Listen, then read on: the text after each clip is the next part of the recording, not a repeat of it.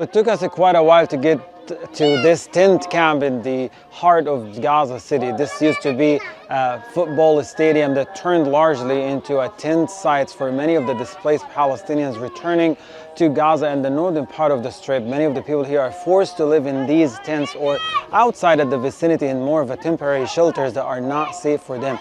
But as we walked in, we just realized it's just water, and getting water and food supplies and other basic necessities is a challenge by itself. However, seeing the worsening weather conditions here making survival quite difficult for people, for tens of thousands of people returning to the northern part and Gaza City, largely unprepared for the cold weather and the heavy rain.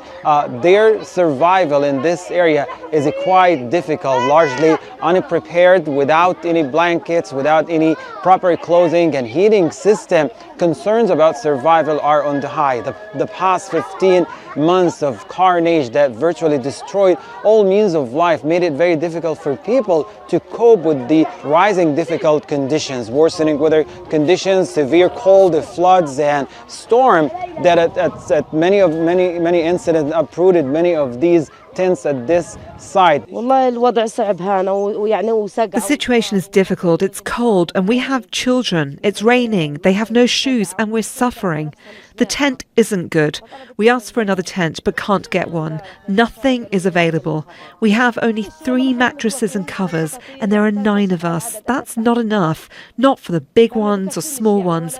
We have to sleep next to each other to cover everyone. It made it very difficult for people to survive the difficult conditions that were created in the past 15 months of ongoing devastation and destruction.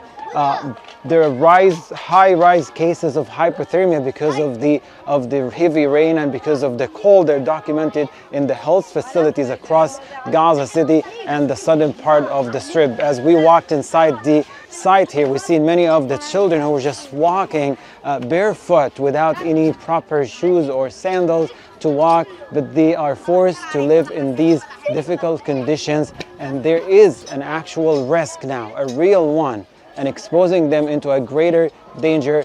And as the blockade continues and the restrictions continue on the borders, so does the suffering. Hani Mahmoud, Jazeera, from Gaza City, Palestine. Make sure to subscribe to our channel to get the latest news from Al Jazeera.